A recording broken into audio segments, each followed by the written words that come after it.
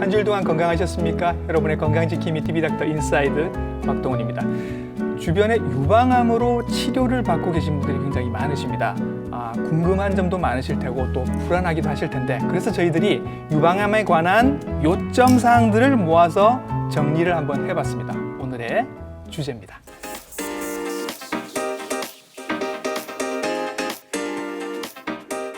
정보가 많은 건 좋은데 엉터리 정보들도 참 많습니다. 유방암에 관한 정확한 정보와 상세한 설명을 이분께 부탁을 드려보겠습니다. 화면으로 먼저 인사드리겠습니다.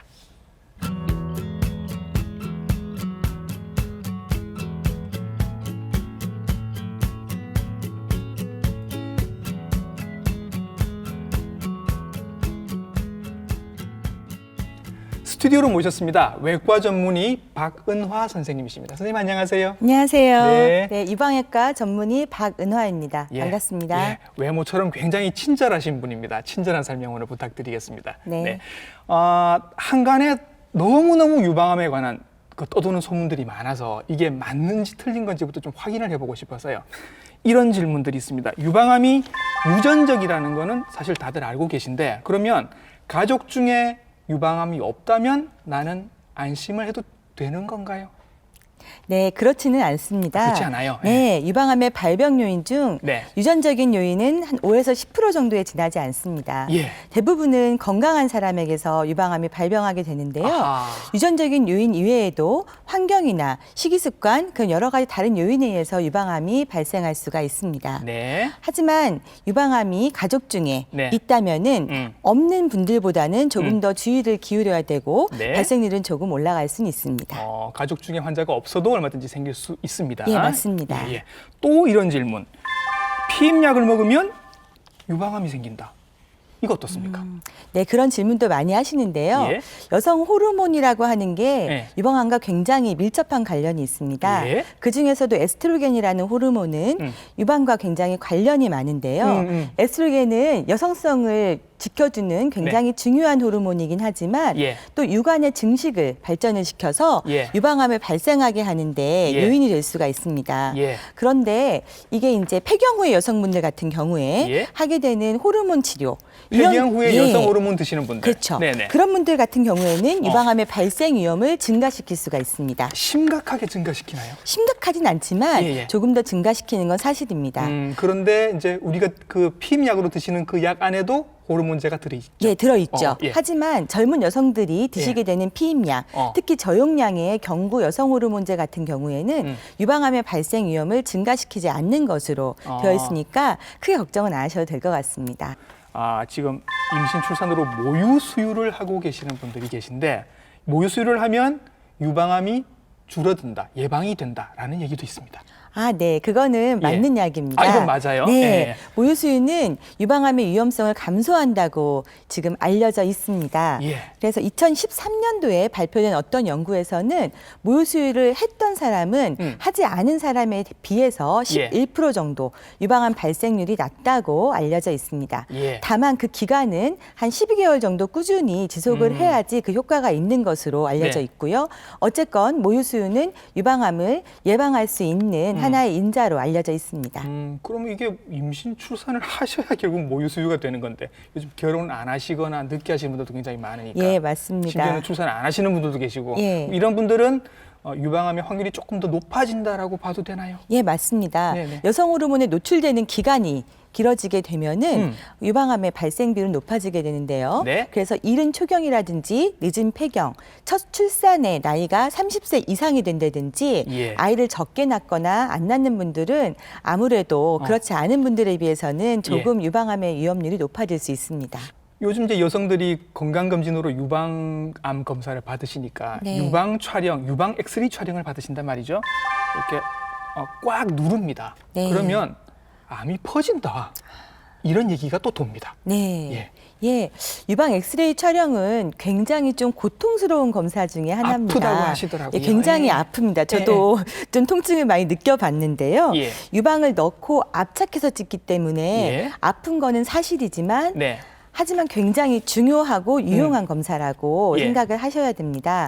왜냐하면 유방암을 조기 발견하는 검사로서 중요한 역할을 하고 있고 예. 수진자들의 통증이나 고통에도 불구하고 네. 이 검사를 통해서 유방암을 빨리 발견해서 사망률을 낮춘다는 네. 그런 보고들이 있기 때문에 네. 중요한 검사고요. 예. 특히 유방의 석회화를 발견하는 데는 유방 촬영만큼 좋은 검사가 없습니다. 그렇죠. 그리고 제가 또 오기 전에 한번 검색을 좀 해봤는데요.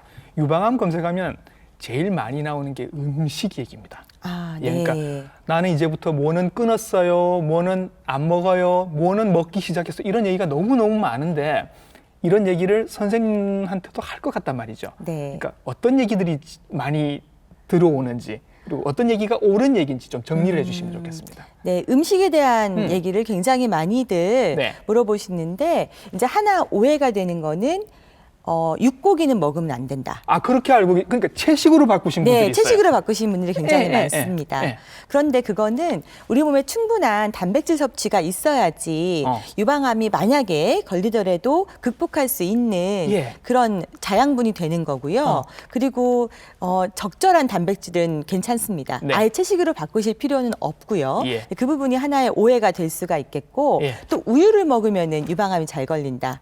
또 우유 그런 것도 끊었다는 분 굉장히 봤습니다. 많습니다. 네. 그런데 그것도 마찬가지로 예. 우유를 진짜 아주 많은 양을 계속 먹지 않는 이상 예.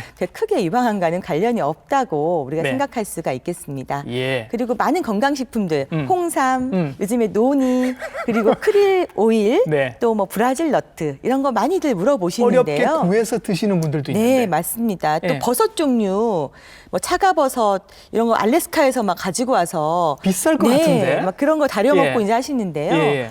어느 정도 적절하게 간식으로 먹는 거는 사실은 괜찮습니다. 예. 그런데 그거를 대놓고 장복하는 거는 아무래도 간 건강이라든지 네. 이런 데 문제가 있기 때문에 네. 유방암에 딱히 딱 좋다 하는 음식이 정해져 있는 거는 아닙니다. 네, 유방암에 관한 여러분들의 궁금증들 간단하게 풀어봤고요. 이제 본격적으로 유방에 대한 구조부터 여러분들께 설명을 드리겠습니다. 선생님의 진료실로 같이 한번 가보시죠. 유방을 이렇게 정면에서 보게 되면은 전반적으로는 이렇게 유방 조직하고 겨드랑이에 있는 임프절 조직까지 같이 포함되는 것을 유방이라고 하는데요. 저 유방은 동그라미가 아니라 이렇게 물방울형 모양으로 해서 유선 세포가 겨드랑이 쪽까지 가 있게 됩니다. 그리고 이 단면 조직을 저희가 보시게 되면 유방은 크게 지방 조직과 유선 조직으로 나눌 수가 있는데 대부분 암이 생기는 조직은 지방 조직은 아닙니다.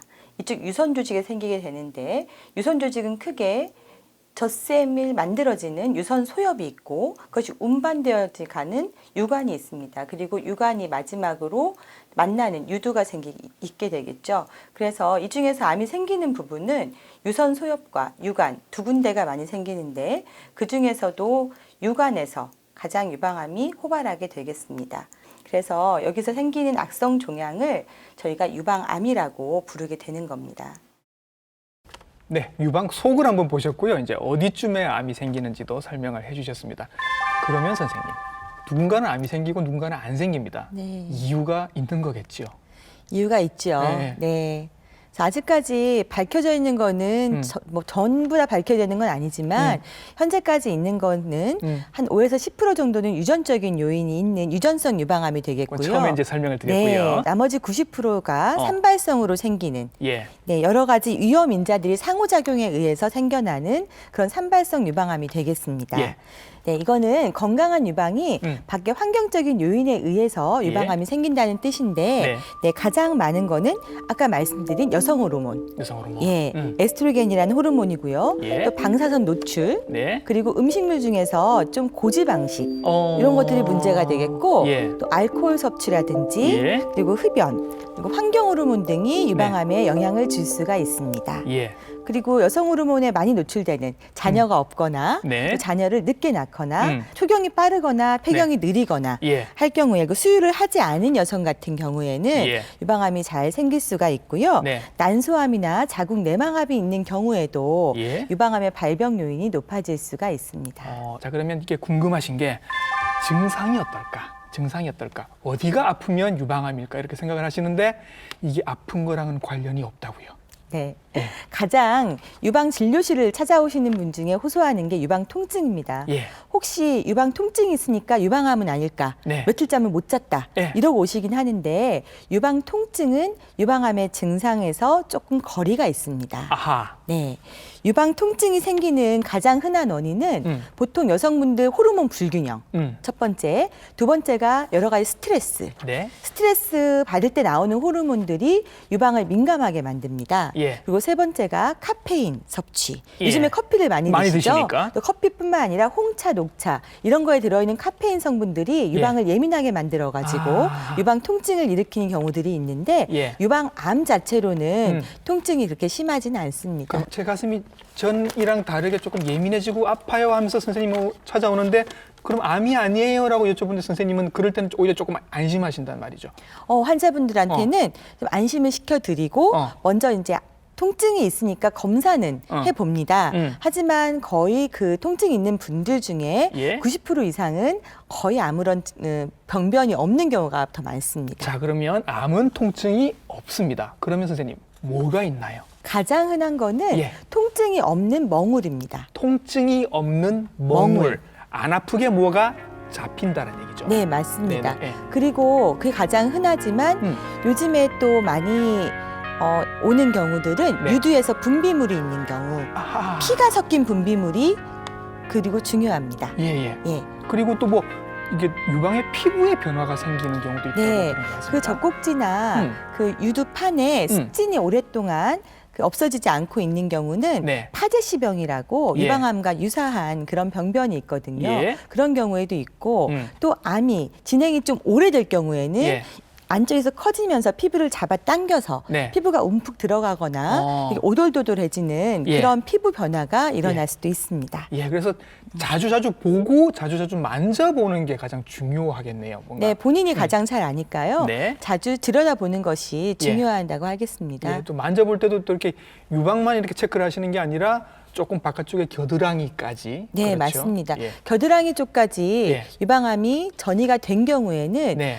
드물지만은 그래도 겨드랑이 쪽에 암세포가 만져져서 동글동글하게 만져지는 경우도 있습니다. 네, 저희가 이제 건강검진을 꾸준히 받으시라고 빠지지 말고 받으시라고 말씀을 드리는데 건강검진으로 유방 촬영을 받으시면 이런 결과가 자주 나옵니다. 치밀 유방입니다. 재검 받으세요. 이런 결과가 나오거든요. 무슨 얘기인지도 잘 모르겠고 왜 재검을 받으라고 하는지도 모르겠습니다. 뭔가요 이게?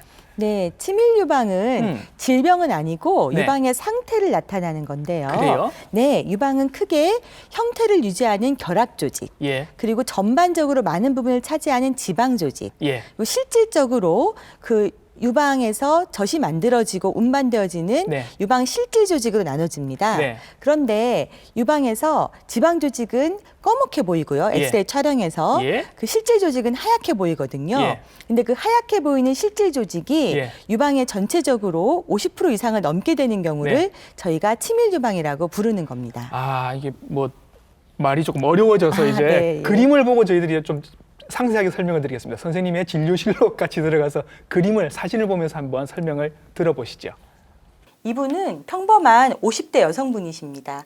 50대 여성분 중에서 유방 조직이 좀 조밀하게 뭉쳐져 있는 치밀 유방인데요. 이런 소견을 가지고 병원을 많이 방문을 하십니다.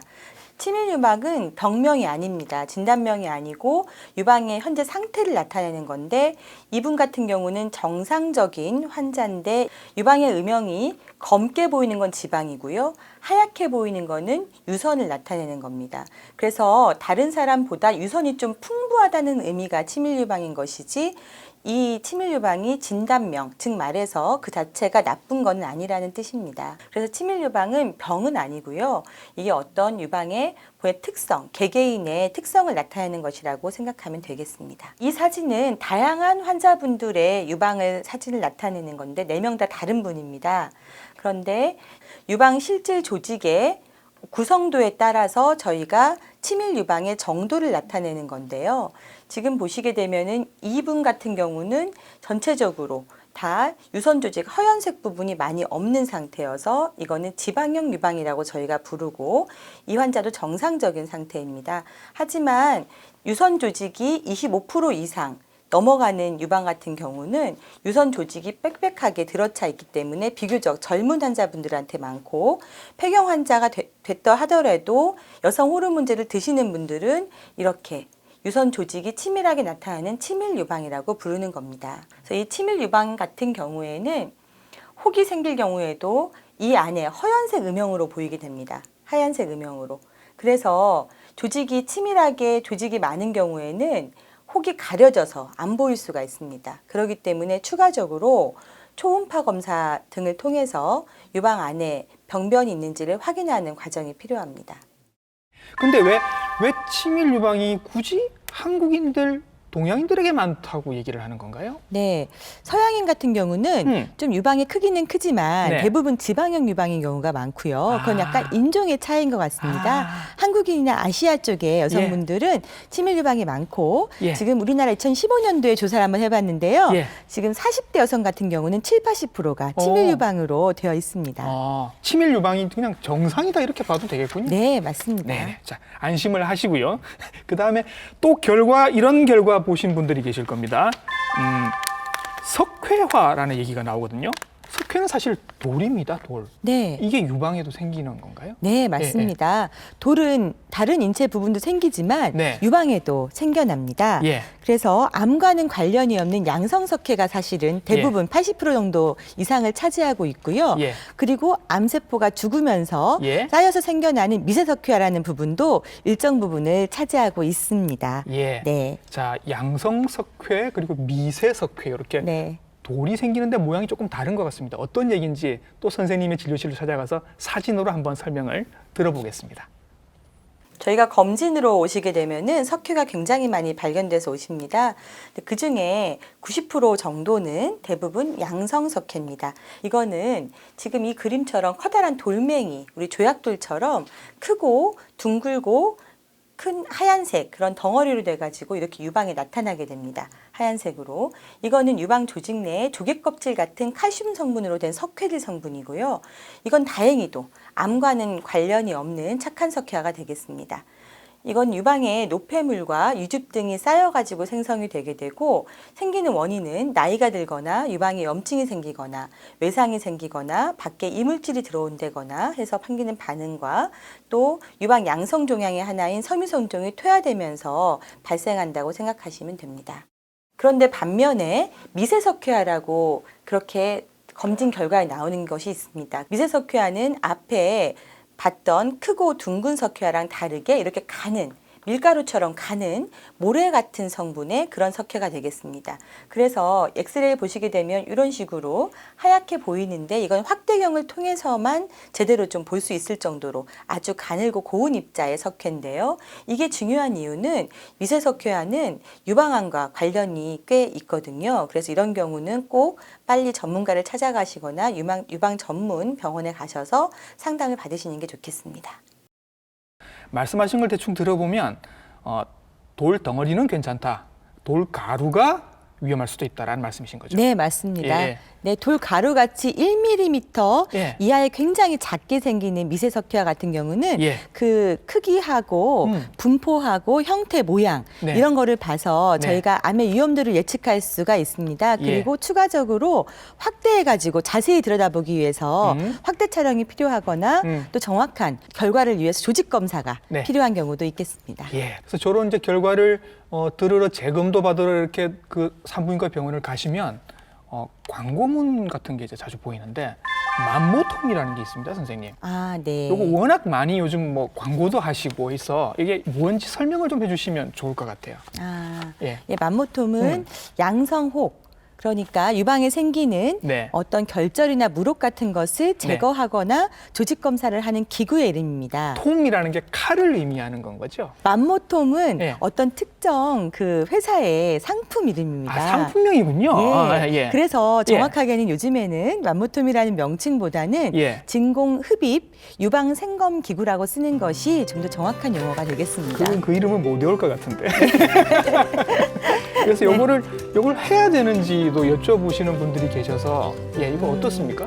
맘모톰은 네. 유방의 혹을 제거하거나 조직 검사를 하는 기구라고 생각하시면 되는데 네. 이런 경우는 장점은 굉장히 피부에 흉터가 적게 난다는 장점은 있습니다. 아, 수술에 비해서. 네, 보통 수술은 절개를 하고 째서 그 혹을 떼내기 때문에 흉터가 남지만 맘모톰은 절개를 하고 조그만 상처를 이용해서 제거를 하게 되죠. 그래서 보통은 조직 검사 용도로 많이 쓰고 있고 양성혹을 제거하는 데 쓰고는 있지만 모든 환자들의 혹에 있어서 그거를 다 할 필요는 없습니다. 다 할 필요는 없다. 네, 왜냐하면 양성혹 같은 경우는 암으로 발전할 위험이 별로 없는 경우에는 그냥 지켜보는 경우도 꽤 있거든요. 아, 굳이 떼내지 않아도 된다. 떼내지 않아도 되는 경우들이 종종 있습니다. 아, 그래요. 그러면 선생님 이걸 양성 조직을 떼내는 용도로 쓴다고 하면 이거 암일 때도 쓰면 안 됩니까? 아, 네, 암일 때는 맘모톰을 사용하면 절대 안 됩니다. 아, 그래요? 왜냐하면은 암은 그 암 자체뿐만 아니라 정상적인 조직을 포함해서 넓게 깨끗하게 떼야 되거든요. 근데 맘모톰은 아무래도 깨끗하게 제거한다고 하더라도 숙련된 기술자, 숙련된 저희 의사들이 한다고 하더라도 안에 남아있을 확률들이 조금은 있기 때문에 암 치료의 방법에 있어서는 적절하지 않습니다. 자, 이제 본격적으로 이제 유방암에 대한 얘기를 한번 해보겠습니다. 보통 암을 뭐 0기, 1기, 3기, 4기 이렇게 나누는 것 같은데 우리는 그러면 안전하게 0기가 제일 흔한 거겠죠. 그랬으면 좋겠어요. 네, 그랬으면 좋겠는데요. 연기 유방암은 점점 늘어나는 추세긴 합니다. 우리나라 유방암의 중요한 특징 중에 하나가 연기 1기, 2기 거기까지가 조기 유방암이라고 부르는데요. 그 유방암의 확률이 거의 90%를 차지하고 있다는 겁니다. 다행인 거네요. 정말 다행이죠. 암의 치료 성적도 굉장히 좋습니다. 그래요? 연기는 선생님 그럼 어떤 얘기입니까? 그냥 정말 안전하기 때문에 연기인가요? 네, 연기암 같은 경우는 유방이 많이 발생하는 유방암이 많이 발생하는 부분은 그 유즙을 분비하는 유관하고 또 소엽인데 거기에만 국한돼서 발생을 하는 거고 그 주변에 조직인 혈관이나 임프관 쪽을 침범하지 않기 때문에 다른 장기로의 전이가 없는 비교적 안전한 순환암이라고 생각하시면 되겠습니다. 순환암이 연기암이다. 저도 사실 잘 모르는 용어인데 상피내암 말씀을 하시던데 그건 뭔가요? 환자분들도 얘기를 하시던데. 그래서 상피내암이란 용어로 많이 알고 있죠. 그게 바로 연기암인데요. 아, 그래요? 네, 우리가 유방암이 발생하는 유관 그 안쪽에만 국한되어서 상피 안에만 발생한다고 해서 상피내암이라고 부르는 겁니다. 순환암 이꼴 상피내암 이렇게 이해를 하시면 되겠고 그럼 안순한 녀석들도 있겠네요. 네, 대부분의 우리가 보통 알고 있는 유방암은 치민성 유방암, 보통 유방암인데요. 이런 유방암 같은 경우는 주변 기질세포라든지 림프절, 혈관의 침범을 일으켜서 다른 장기에도 전이를 일으키는 일반적인 암이 되겠습니다. 그래서 유방암으로 진단을 받으면 보통 수술을 다들 하신다고 제가 들었습니다. 유방암의 치료의 기본은 수술이 되는 거죠, 그러면? 유방암의 치료에 대해서 간단히 말씀을 드려볼까요? 유방암의 치료는 첫 번째는 수술이 되겠습니다. 기본적인 건 수술이겠지만 또 보조적으로 할 수 있는 치료가 많이 있습니다. 그중에서 방사선 치료, 항암 치료, 항호르몬 치료, 표적 치료, 최근 들어서는 면역 치료까지 해가지고 여러 가지 치료법들이 지금 있습니다. 근데 그 조합은 어떻게 되든 간에 어쨌든 수술은 일단 들어갑니다. 네, 그렇습니다. 그럼 이제 환자분들이 제일 무서워하시는 게 가슴이 사라지는 거는 두려워하실 거란 말이죠. 수술 어떻게 하시나요?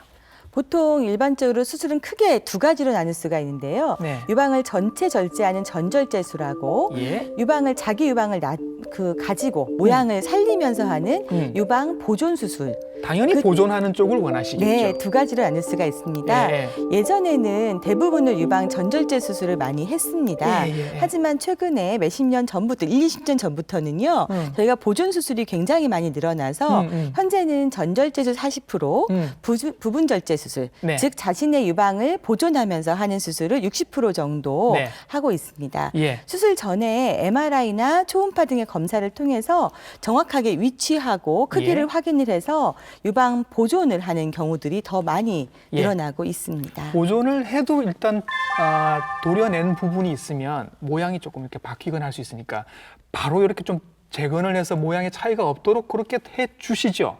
네, 재건하는 경우도 있는데요. 예. 모든 사람을 재건하는 것은 아닙니다. 예. 그래서 안전한 방법으로 해야 되는 게 가장 중요하겠죠. 예. 하지만 유방을 전절제를 할 경우에는 여성들의 어떤 상처도 굉장히 크게 되고 마음에 그냥 단순하게 유방을 절제하는 것이 아니라 여성성을 상실하는 경우라는 느끼는 것도 있기 때문에 마음이 많이 심란하신 것 같더라고요. 네. 예. 유방을 전절제하신 분들에 한해서는 2015년도 4월부터 네. 그 의료보험 혜택이 되고 있습니다. 예. 재건 수술에 대해서요. 예, 예. 그래서 재건 수술 같은 경우는 수술 직후에 네. 바로 유방을 재건하는 즉각적 복원 수술이 있고 예. 그리고 수술하고 1, 2년이 지나가지고 하게 되는 지연적 재건 수술을 할 수도 있습니다. 예. 그리고 그거를 복원하는 방법에 따라서 그 유방 보형물을 넣는 방법도 있고 네. 본인의 등살을 이용한다든지 뱃살을 이용해서 복원하는 그런 방법으로 요즘에는 재건 수술 비율이 굉장히 높아지고 있습니다. 자, 이렇게 해서 수술을 받고 나면 이제 그 뜯어낸 조직을 가지고 조직 검사가 들어가고 그 결과에 따라서 여러 가지 이제 부가적인 치료를 뭘 할 건지가 결정이 될 텐데 보통 방사선 치료를 거의 다 받으시는 것처럼 보입니다. 아, 네. 방사선 치료에서 간단히 말씀을 좀 드려볼게요. 네. 방사선 치료는 고에너지의 방사선을 이용해서 유방에 남아있는 네. 암세포를 죽이는 그런 치료가 되겠습니다. 그러니까 우리가 수술로 떼어냈다고 하지만 아직 남아있는 애들이 있을 수 있는 네, 거죠. 눈에 보이지 않는 거죠. 그렇죠. 육안적으로는 떼어냈지만 눈에 보이지 않는 것들이 있을 수 있기 때문에 아까 말씀드린 유방 보존 수술, 네. 유방 부분만 절제하는 수술에서는 모든 환자에서 방사선 치료를 시행을 하게 됩니다. 예. 그리고 유방 전절제 수술한 경우에도 네. 유방암이 좀 심하거나 네. 겨드랑이 임파선에 전이가 있는 경우에는 방사선 치료를 통해서 조금 네. 더 추가적으로 그 암 치료를 하게 됩니다. 예. 네, 자 보조적인 치료, 방사선 치료 일단 먼저 얘기를 들으셨고요. 자 이제 항암 치료 들어가겠습니다. 항암 치료 받으시죠? 네. 항암 치료는 수술 후에 보통 하는 걸로 알려져 있는데 예. 요즘에는 수술 전에도 많이 시행을 하고 있습니다. 왜 그렇죠? 수술 전에는 유방암이 많이 진행이 돼서 수술이 좀 힘든 분들한테 암을 줄여서 하는 방법이 사이즈를 줄여놓고 되겠습니다. 수술을 한다는 얘기입니다. 네, 맞습니다. 예, 예. 그리고 바로 수술이 가능하긴 하지만 네. 항암 치료를 통해서 더 많이 줄여서 예. 수술의 미용적인 효과를 극대화시키기 위해서 예. 먼저 하기도 합니다. 예. 그리고 암 크기가 수술 끝난 다음에 네. 하는 경우에는 크기가 좀 큰 경우에는 재발을 최대한 낮추기 위해서 네. 항암 치료를 시행하기도 합니다. 예, 그래서 수술, 방사선, 이제 항암 치료까지는 사실은 거의 모든 암에서 다 하는 기본적인 일차 네. 치료인데, 여기에 이제 유방암에 조금 특이한 치료가 하나 들어갑니다. 항호르몬 치료요. 네. 이게 어떤 거죠? 항호르몬은 앞에서도 말씀드렸듯이 여성 호르몬이 유방암에서 굉장히 중요합니다. 그렇죠. 그래서 그 여성 호르몬을 억제하는 치료가 네. 항호르몬 치료가 되겠습니다. 예, 그래서 폐경 전 후에 따라서 치료하는 약들이 조금 다를 수는 있습니다. 여성 호르몬이 만들어지는 경로가 다르기 때문이죠. 예. 하지만 여성 호르몬을 억제한다는 면에서는 똑같고요. 예. 그거의 치료 기간은 한 5년에서 10년 정도 주로 입으로 먹는 약으로 하루에 한 알에서 두 알 정도 드시게 됩니다. 네, 이게 모든 유방암 환자가 다 받는 건 아니고, 모든 환자는 아니고요. 우리 유방암 조직 검사를 하지 않습니까? 네네, 네. 수술하고 나서 조직 검사를 한 경우에 네. 호르몬 수용체라는 게 있는 분들이 예. 한 60% 정도 있습니다. 예. 60에서 70% 정도 환자분들이 계시는데요. 예. 그분들에게만 적용되는 치료가 되겠습니다. 이게 이제 여성 호르몬을 막는 치료다 보니까 이 치료를 받으시는 분들은 이제 폐경이 되거나 하는 경우도 생길 수 있는 거죠. 네, 폐경 증상이 예. 보통은 많이 좀 심해지시기도 하고요. 예. 그거에 따라서 뭐 불면증이라든지 안면 홍조, 약간 관절통 이런 게 생길 수는 있습니다. 또 예. 폐경 전에 분들은 생리불순 같은 것들이 좀 예. 생기는 경우도 있습니다만 네. 유방암 재발을 막는 아주 중요한 치료이기 때문에 힘드시더라도 약을 꼭 드셔야 됩니다. 또 하나 조금 특별한 치료가 있습니다. 표적 치료라는 게 요즘 또 알고 계시더라고요. 뭐 허투라고 얘기를 하는데 이게 뭔가요, 선생님? 네, 허투를 다들 많이 알고 알고 계세요, 계시나 다들. 봐요. 예, 예. 네, 헐투라고 하는 거는 우리 유방의 유방 종양을 성장을 촉진하는 그런 유전자가 되겠는데요. 종양을 키우는 유전자예요. 네, 그러면 기본적으로 안 누구나 좋은 다 거네. 있습니다. 기본적으로 누구나 다 있습니다. 예, 예, 예. 그런데 그게 좀 더 많은 분들이 있는 거죠. 예. 보통 그거를 과발현이라고 저희가 표현을 하는데 예. 헐투 유전자가 많이 발현이 돼 있는 예. 그런 분들이 전체 유방암의 20-30% 정도 환자분들이 계십니다. 아하, 예. 그래서 그 과발현된 유전자를 억제하는 또 치료가 되겠습니다. 예. 그런 치료가 표적 치료고 그 표적에 맞춰서 하는 치료가 되겠고 그 약제 이름이 주로 많이 하는 게 허셉틴이라는 약제가 되겠습니다. 아, 예. 네. 그래서 뭐 어떻게 보면 그 유방암을 치료할 수 있는 옵션이 하나가 더 생긴 거겠네요. 그죠? 네, 맞습니다. 네네, 예. 그 허셉틴을 치료받은 분들은 네. 훨씬 더 생존율과 재발률이 좋은 것으로, 재발률이 낮고 생존율이 좋은 것으로 알려져 있습니다. 그거는 모든 사람이 이 치료를 다 하는 건 아닙니다. 예. 그래서 수술을 끝나고 나서 유방 조직을 가지고 유방의 특성을 저희가 알게 됩니다. 예. 특징에 따라서 방사선, 항암, 항호르몬, 표적, 면역 이런 것들을 적절히 조화를 해서 예. 각자에 맞는 치료를 하는 게 가장 중요하다고 하겠습니다. 더 많이 여쭤보고 싶은데 지금 시간 관계로 저희가 더 여쭤볼 수가 없어서 선생님 정리 말씀을 좀 드려야 될 것 같습니다. 그 평소에 환자분들이 좀 많이 보시니까 어떤 점들을 조심을 해야 하고 또 어떤 점을 당부를 해주고 싶으신가요?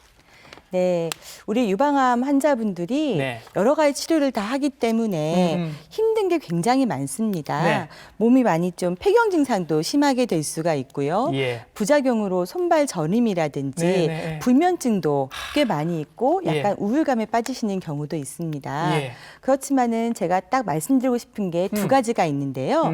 한 가지는 유방암은 굉장히 치료가 잘 되는 암이라는 겁니다. 네. 다른 암에 비해서 치료 옵션도 굉장히 많고 네. 치료율도 완치율도 굉장히 좋습니다. 네. 그래서 긍정적인 생각을 가지고 예. 그래서 치료를 적극적으로 받으시라는 말씀이고 두 번째는 아까 말씀드린 여러 가지 부작용을 극복할 수 있는 거는 아마도 열심히 운동을 하는 거라고 생각을 합니다. 그래요? 네, 운동요법들이 의외로 굉장히 이런 부작용들을 극복할 수 있는 방법이기 때문에 네. 운동, 가벼운 요가라든지 명상이라든지 뭐 걷는 것들 예. 이런 것들을 하면서 이런 유방암을 극복할 수 있는 예. 그런 기회를 가졌으면 좋겠습니다. 예, 오늘 좋은 말씀 아주 상세하게 쉽게 설명을 잘 해주셨습니다. 외과 전문의 박은화 선생님이셨습니다. 선생님 오늘 수고 많으셨습니다. 네, 감사합니다. 네.